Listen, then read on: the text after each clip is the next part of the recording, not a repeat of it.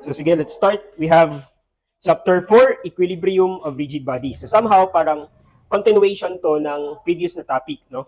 So equilibrium meaning yung object natin is constrained to move, no? Either x, y, or z direction. So in this example or in this chapter, we'll be dealing with systems wherein the sum of all forces along x, y, z, 0, and then yung moments along x, y, and z, 0. Okay? So the content of this chapter, we have this one, equilibrium in 2 dimensions. We have 2 special cases, and then we have equilibrium in 3 dimensions. So basically, 2 parts lang to. We have the 2D and for the 3D. No? When we say equilibrium, di ba ano yun? We have summation of forces, 0, and summation of moments, 0. So before we can proceed to our in solving problems sa chapter 4, we need to know how to do FBD, di ba? We are all familiar about FBD, meaning that is free body diagram. So free body diagram means that you're freeing your system from all the bodies surrounding it, no? Say for example, our system is this bulldozer here, no? So if your system is yung bulldozer, hindi na dapat kasali yung mga yung kalsada, mga puno dyan. And since yung kalsada natin is in contact with our bulldozer here, this contact here would cause a reaction force, no? And that reaction force here is represented by this arrow here, no? So that is if our system is the bulldozer. But if our system is just, ito lang, this part here, yung boom natin, so everything na connected sa system natin should be replaced by the reaction force. So far, yung in-account natin sa problems natin are we simply just add all forces, no? And then yung moment natin without or neglecting all the reactions of the support. So in this chapter, we'll be looking at every forces caused by the reactions of the support, no? So pag-iisa-isahin natin yan. So in this table, makikita natin kung ano yung mga forces exerted by specific supports, no? So for this picture, we have a roller, no? And a rocker. So if we have a roller and a rocker, sinabi sa problem, yung support natin or yung reaction at that support here is just straight lang or perpendicular sa ground natin or saan siya in-apply, no? So kung ito siya is nagpo-push downward, yung reaction natin sa support natin is upward or perpendicular to the ground natin. So we have here. And how about when we say cables, no? Cables or yung short link natin. So if we have yung mga PC, mga row, yung mga reactions at those kinds of supports, yung force natin is along the cable, no? So in this example, papunta doon, no? So yung force natin papunta din doon, no? So any cable, any rope, no? Yung force natin is along that line, okay? How about if we say collar, no? Collar or frictionless pin, no? So the reaction at the support here is makikita nyo dito. That is at 90 degrees sa natin, dito sa rod natin dito, okay? So ayan lang. So here are examples in real life, no? Hindi masyado klaro sa picture. Okay, proceed lang tayo. We have another one, no? We have, sabihin natin, a hinge. Kung sinabi sa problem, the support is hinge or a rough surface. So anong meron tayo dito? So we have components along horizontal and vertical. So kanina, vertical lang. So ngayon, may component na siya along horizontal. That is if hinge yung sabi sa problem. No? And then how about fixed support? Fixed support. So ito, nakalibing sa lupa. No? So ano yung mga kaya niyang i-resist? Actually, yung reactions natin at the support is yung mga kaya niyang ma-resist. No? So ito, kaya niyang i-resist yung moment along x, y natin. No? Ayan. And then motion along x and then yung y natin. Ayan. Kung ma-resist niya lahat, so we have this kind of support. No? Resisting sa pag-rotate niya, pag-move niya along x, and pag-move niya along y. No? So meron tayong 3 components here sa reactions. No? So ayan. So since in this topic, dinivide natin to siya into 2D and 3D, let's first tackle about 3D. Ay sa 2D muna, no? So sa 2D natin, meron tayong 3 equilibrium equations, no? If a body is in equilibrium and 2-dimensional siya, it should be that lahat ng mga forces along x, isum up mo yan lahat 0, no? Sa y, isum up mo yan lahat 0. And then the moment, 0 din, no? So, di ba, if we have, for example, 3D, a body that is in 3-dimensional space and it's in equilibrium, it should be that summation of forces along x, 0, along y, 0, and along z, 0. And then summation of moments along x, 0, moment y, 0, and moment z, we have 0. That is for 3D, no? X, Y, at saka Z natin. And since dito is meron lang tayong 2D, we have X at saka Y, we neglect the Z. So, i-cancel natin to, hindi to included. And then, since yung plane natin is along XY lang, so anong meron na moment tayo sa XY? That is our Z lang, di ba? So, therefore, yung moment natin dito, Z lang for the XY plane. So, that's why we have 3. Summation of forces, itong summation of moments at X, wala na to. Itong Y, wala na to. The only moment we have sa 2D is yung summation of moment along Z natin. No? So, that's why we have 3 here. As long as, maano natin to, anong tawag dito? Summation of forces along X0, along Y0, and then yung moment at Z natin 0, that is where we can say that our body is in static equilibrium if these 3 conditions here are satisfied. No? So, ayan lang. Now, sa anong tawag dito? Sa 2D plane natin, di ba, we have 3 equilibrium equations that should be satisfied. And here, hindi dapat pwede na ma-augment natin to. No? Augment meaning, dagdagan natin to ng another equation. Kasi redundant na siya. No? So, for example, we have here a structure. No? Given tayo ng P, Q, at saka S. And then, yung weight natin also, given. Yung anong dito, kung makikita nyo, anong type of support to? We have a hinge. Di ba? And we know that if it's a hinge, yung force along X and then force along Y. No? And then dito, we have a ruler. So, ilang reactions meron dito? We have isa lang. So, we have 3 reactions. Ito yung mga unknown natin. Here, given to, given to, given to, given to. So, we have 3 unknowns. From our mathematics, we know that if we have 3 equations from our equilibrium equations, and we also have 3 unknowns, therefore, yung problem natin or mga unknown natin can be determined. Di ba? Tama? So, ayan. So, here, in our 2D plane, dapat meron tayong 3 equilibrium equations na masatisfy, and that should be independent with each other, no? So, this cannot be augmented, meaning hindi na natin to pwedeng dagdagan, kahit yung 3, okay na, as long as yung 3 dependent or independent, no? So, ayan. So, isa pa din is, if we have 3 na to, no? Hindi pwede natin i-augment, pero pwede natin lagyan or i-replace yung isa. So, for example, ito muna, no? Ito yung i-determine natin. Summation of forces along X, summation of forces along Y, and summation at point A, 0. Kung makikita nyo dito, summation of moments at point A tayo. Kung ito given, ito given, ito given, ito given, ito hindi given, makukuha ba natin yung B? Hindi. Mag-summation of moment at point A tayo, makukuha itong B? Hindi. Makukuha kasi yung equation natin doon, yung unknown lang is isang variable.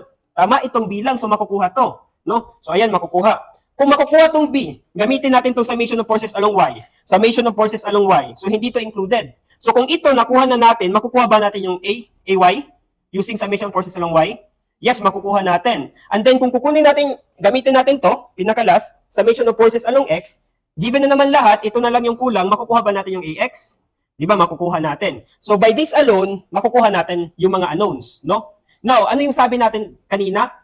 Hindi pwede natin ma-augment or malagyan ng panibago kasi redundant na yan. Makukuha na naman yung lahat ng forces, bakit magdadagdag ka pa? Di ba?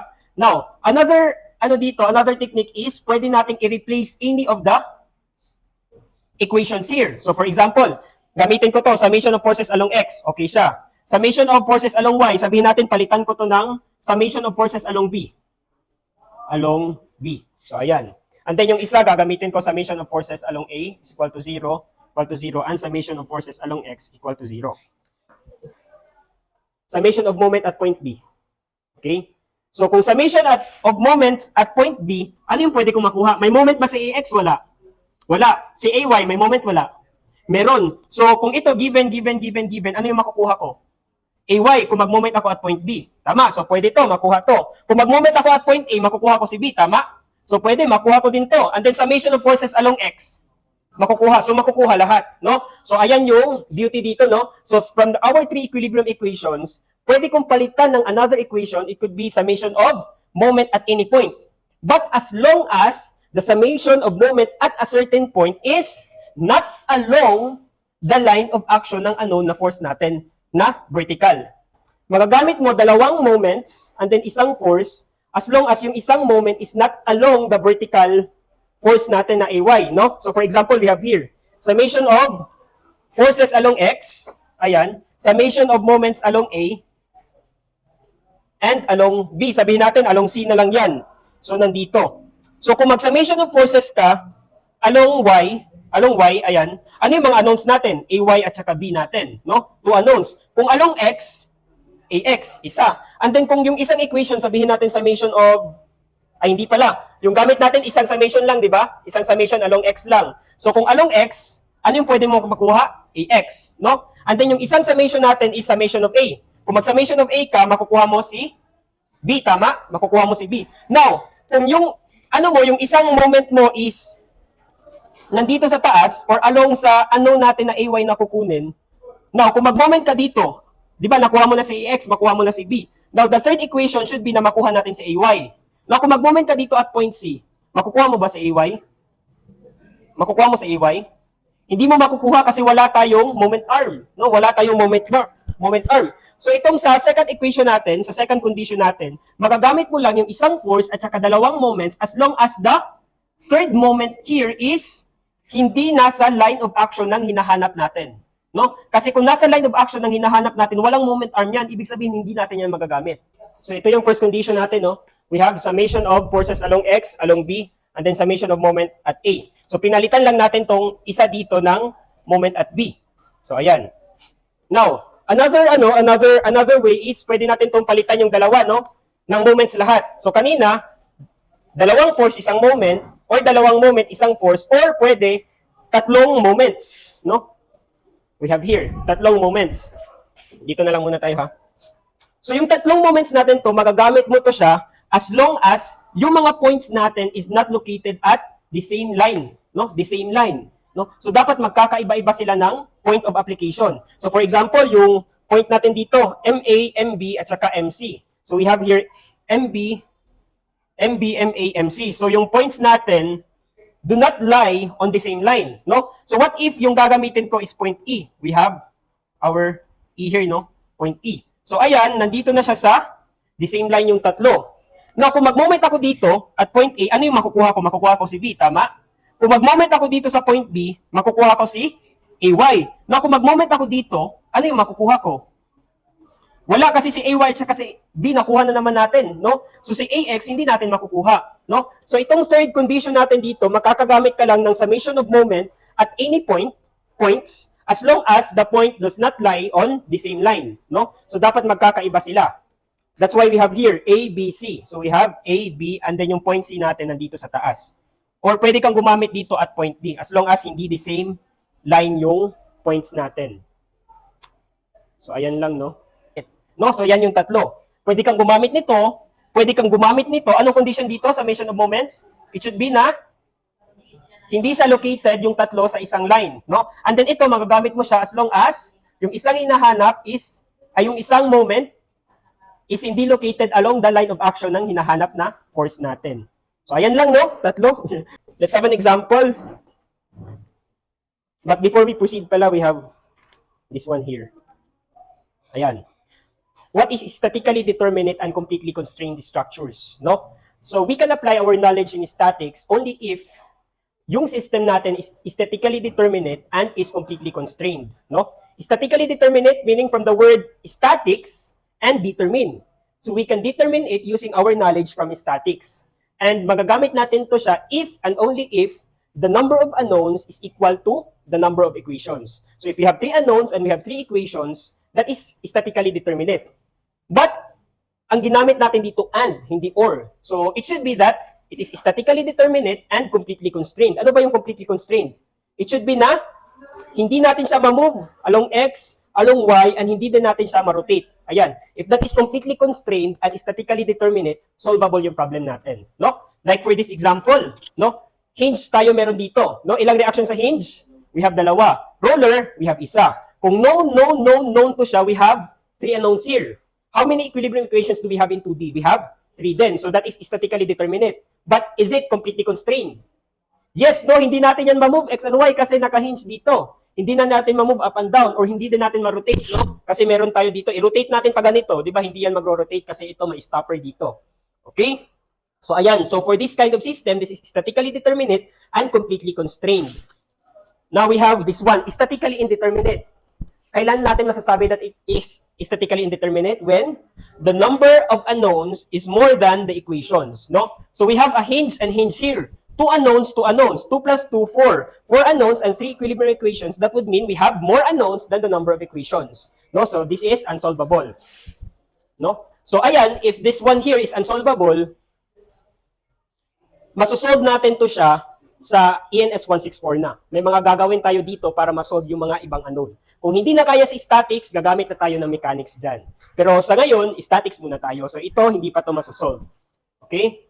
Now, how about this one, partially constrained? Partially constrained meaning, constrained siya sa ibang parts, but sa ibang part, movable siya. So for example, we have 2 rollers here. No? So, mamumove natin to siya left and right. We have 2 unknowns here kasi roller at saka roller. 1 reaction force, 1 reaction force here. So, ayan. We have 2 unknowns, 3 equations. So, we have fewer unknowns than the equation. So, this is partially constrained. No? Pag a-applyan mo ba to ng statics? Statics yung sa equilibrium natin. If yung, yung system natin gumagalaw. Di ba? Hindi. No? Ma-apply lang yung statics natin sa mga hindi gumagalaw. No? Now, how about improperly constrained? Ano yung difference nito? So, improperly constrained means we have 3 unknowns, we have 3 equations, no? Okay siya, and then, ano pang meron dito? Constrained din siya, but, yung yung system natin, yung mga forces na unknowns dito, they are all parallel. No? So, even though we have 3 unknowns and 3 equations, and it is completely constrained, but it is improperly constrained, hindi natin to masosolve. No? Kailan natin masasabi that our system is improperly constrained? That is when the 3 unknowns here are all parallel. No? Or, they are concurrent. Concurrent meaning, mag-i-intersect sila at the same point. No? So, for example, ano yung unknown dito? We have 2 unknowns here at point A. 1 unknown here, cable, point B, and then 1 unknown here at point C. We have 4 unknowns here that are concurrent at point A. So, ito din yung example natin, no? That is improperly constrained. Hindi din to masosolve. Okay? Let's have this one, 2 special cases. Now, if we have a body or a system here wherein our system only experiencing 2 forces, ayan, 2 forces lang applied at different point, and then sinabi natin that that system is in static equilibrium, it should be that the 2 forces is the same yung line of action and opposite in direction. No? So, for example, itong force na to, no? Itong system na to, we have 2 forces here. No? So, ito siya is impossible if that is in static equilibrium. It should be that yung force 1 natin and force 2 natin should lie on the same line of action and the same yung magnitude but opposite in direction. No? So ito siya. So instead of having this picture, ito dapat yung tama. No? So kahit ano pa yung form ng object mo, as long as dalawa lang yung forces applied at different points, it should be that the 2 forces, they are the same in magnitude but opposite in direction and lie on the same line of action. No? So, ayan lang. So, mamaya, magagamit natin to sa pag-analyze ng process natin, no? Pero, layo-layo pa na chapter, no? So, ayan. Now, if we have a system here, no? And then different forces are applied at different points, and then say that that system is in a static equilibrium, it should be that the forces applied here should equal to 0 and intersects at a certain point. So, all forces here should be concurrent, no? So, ito lang yung sense nito. So, makikita nyo naman, lahat ito is nag-i-intersect at point D. Okay? So, let's have an example. Ito. So, we have a fixed crane has a mass of 1,000 kg and is used to lift a 2,400 kg crate. It is held in place by a pin at A and a rocker at B. The center of gravity of the crane is located at point G. Determine the components of the reactions at A and B. So, how many reactions do we have at point A? We have 2. No? Hinge yan. Ito, rocker. How many reactions? So, 1. So, how many unknowns do we have? 3. So, magagamit natin yung equations natin, no? So, our FBD would somehow look like this one. No? 2 reactions at A and then at B here. Now, take note, yung AX natin, AY dito, you can assume kung ano yung direction nila. It's either papunta dito or ano yung direction. But, if yung final answer mo, negative, ibig sabihin, yung first assumption mo is dapat baliktarin mo. No? For example, yung AX mo, papunta doon. Yung answer mo sa equation is negative something. No? Ibig sabihin, yung reaction mo, babaliktarin mo dapat. Yan yung correct direction niya. Okay? Now, let's have this one. Ayan. Solve na lang natin, no? Now, another technique here to solve our unknowns is mag-start tayo sa point na marami yung unknown, no? Kasi for example, mag-summation of moment at point B tayo. Ay sabihin natin at point dito, no? So ano yung mga unknowns na mai-include? Yung B, yung AX at saka AY. So wala tayong makukuha kasi isang equation pa lang, tatlo na yung unknown, no? So hahanap ka ng equation wherein isa lang yung unknown, no? So for example, mag-summation of moment at point A tayo. So mai-exclude na to lahat. Ano na lang yung unknown dito? B, so automatic na makukuha, no? So sige, we have summation of moment at point A. Anong meron? So take note din sa convention natin, summation of moment counterclockwise should be our positive, no? So at point A, ano yung meron? We have this one, and this one. So we have, this one here is positive, di ba? Positive B times the moment arm, 1.5. And then this one here is negative 9.81. The moment arm is, ano yung moment arm? We have 2. And then lastly, we have 2, 3.5, negative. The moment arm is, okay, 6 is equal to 0. So makakakuha tayo ng B dyan, that is equal to 107.1, no? We have kilonewtons, no? So i-box lang natin. Ayan. Sige lang, okay lang yan. And then, ano pa, di ba we have two forces at isang moment, no? Nagamit na tayo ng isang moment. So pwede tayong gumamit ng summation of forces along X, no? And then yung isa, summation of forces along Y. So dalawang forces at saka isang moment. Okay yan. So summation of forces along X, anong meron? We have, meron, dalawa, no? So ayan. So positive yung sagot natin, ibig sabihin that our B here is tama yung direction. So yung AX natin, we have, hindi dapat to rotation, no? This one here, papunta doon is positive. Papunta sa taas is positive. So we have here, positive AX plus positive 107.1. That is equal to 0. Therefore, AX here is negative 107.1. Ibig sabihin, instead of having that direction, it should be, i-correct natin. We have papunta doon. No? So ito lang yung pag-correct. Lagyan mo lang ng arrow dito. Okay? Ayan. Ha? Oh. If you have an arrow here, huwag ka na maglagay ng negative dito. No? Okay? Kung may negative dito, and then lagyan mo pa ng arrow, medyo confusing. No? So, ayan lang. Kung hindi mo nalalagyan ng arrow, may negative dapat dito. No? Okay. So, ayan. So, summation of forces along Y. Anong meron? We have positive AY, negative 9.81 minus 23.5. That is equal to 0. So, magkakakuha tayo ng AY dito. This is positive, no? Positive what? 33.31 kilonewton. Positive means it's upward. No, tama yung assumption. Lagyan na lang din natin dito na tama yung assumption natin in that direction. Ay, moment pala. Ay, hindi. Force to. Yung B, that is force. Ha? Force yung B. No? Force yung B. Okay?